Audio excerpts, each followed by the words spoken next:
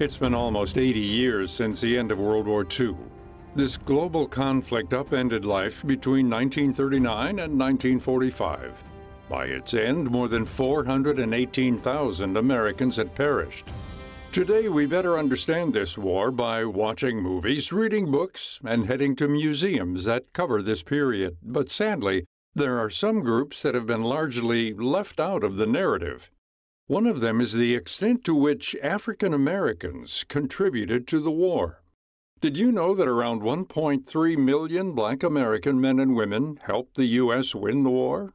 Probably not. Historian and author Matthew Delmont says that many of these stories of heroic service have been swept under the rug and simply forgotten.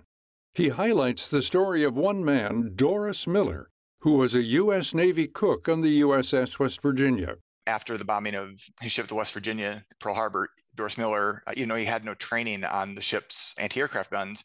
He helps to rescue a number of injured crewmates and then goes above board and uses one of these anti-aircraft guns to fire back at Japanese planes. There are other stories later in the war of Black messmen performing heroically, helping to save white crewmates aboard these ships. And so for me, those are really powerful examples of Black Americans who were assigned to pretty menial tasks aboard ships, but were still very much at war. They were still put in these combat situations. And when given the opportunity, they performed heroically. Matthew Delmont is a professor of history at Dartmouth College and an expert on African American and civil rights history. He's also the author of the book Half American, the epic story of African Americans fighting World War II at home and abroad. Through research for his book, Delmont uncovered firsthand accounts from hundreds of Black Americans that served in the military. During a time when the U.S. was still very segregated and discriminatory, some of these men questioned their efforts. Why fight for democracy and freedoms abroad, while the country I'm serving views me as inferior? The title from the book is drawn from a letter that a man named James Thompson wrote. James Thompson was a 26-year-old from Wichita, Kansas, and shortly after the attack on Pearl Harbor in December of 1941, he sits down and writes a letter to the Pittsburgh Courier, which was one of the largest and most influential Black newspapers in the country. In that letter, he writes, "Should I sacrifice my life to live half American? Is the America I know worth defending?" And he goes on to ask a series of these very pointed questions about what it means for him and other Black Americans to get drafted into a segregated military. And that phrase, that question he asks, "Should I sacrifice my life to live half American?" It's just really stuck with me for the 7 years I've worked on this book. Delmont says that throughout World War II, the entire U.S. military was racially segregated. Even as Americans banded together to support war efforts, there was still deep racism and prejudice emanating throughout America. As a result, the military routinely placed Black American servicemen in unskilled back-end positions and continued the practice of segregation. It made no sense for a military that was trying to fight and win a global war, that there was no reason to have a segregated military. In fact, it was more logistically complicated because they had to do everything in duplicate. They had to make separate training facilities for Black and white troops, separate latrines, separate cafeterias. All of that was redundant and took more time and energy and resources to do. The only reason they maintained that racial segregation was to try to appease the racial prejudice of a lot of white Americans. Even in training, Delmont says Black Americans faced violence, discrimination, and racism. Servicemen in military uniforms who lived in the North and traveled south for training endured continuous harassment and poor treatment by both fellow citizens and Army men. They would get on trains in places like Chicago or New York and be sent to these training facilities in the South.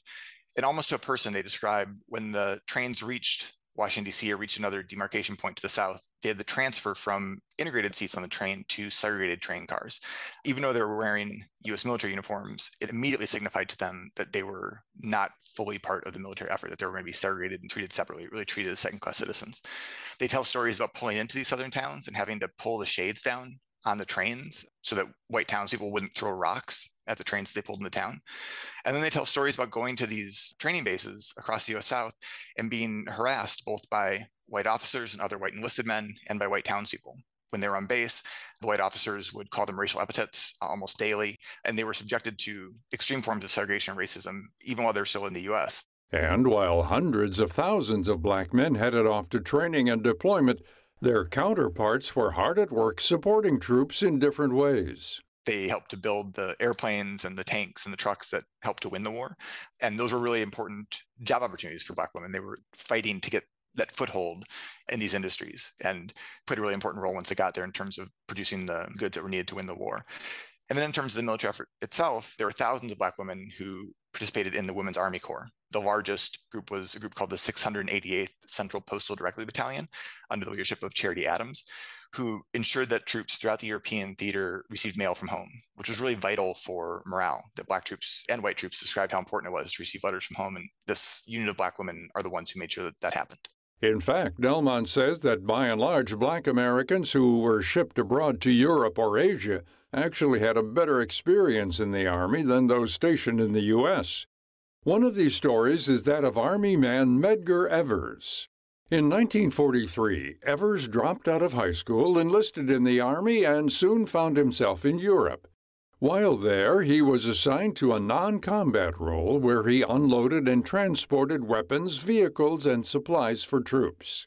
Medgar Evers describes staying with a French family for a week and it being the first time he feels like he's ever treated as an equal by a white person.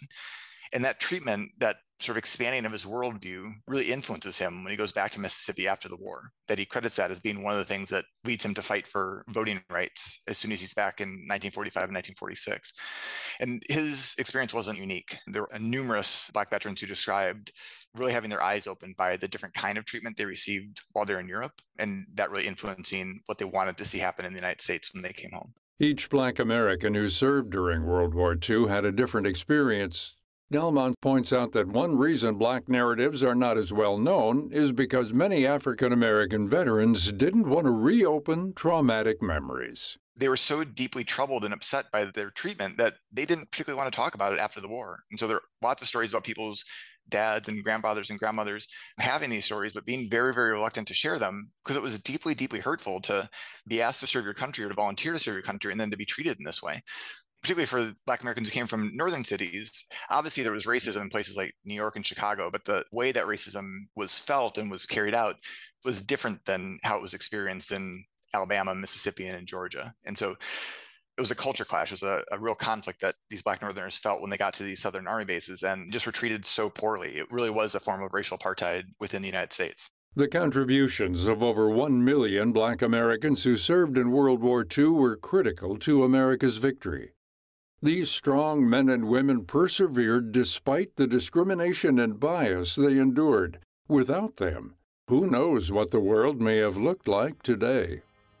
To find out more about this topic and our guest, Matthew Delmont, visit viewpointsradio.org.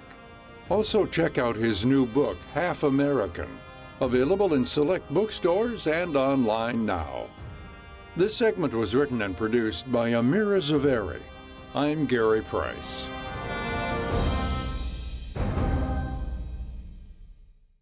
Coming up on Viewpoints. Less than 10% of borrowers owe $100,000 or more, but they owe about a third of the outstanding debt. Sadly, there's no one-size-fits-all solution to solving the higher education debt crisis. Then, to think that New York, since 1790, has been the largest city in the country, remains the largest, but there's a reason for that. The endless allure of New York. I'm Marty Peterson. And I'm Gary Price. These stories in depth on your public affairs magazine, Viewpoints.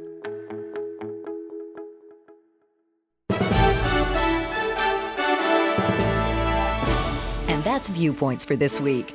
Follow us on Twitter, Facebook, and Instagram to learn more about upcoming shows and find a library of past programs on Apple Podcasts, Google Play, and Spotify. Plus, you'll always find previous segments and more information about our guests at viewpointsradio.org. Join us again next week for another edition of Viewpoints.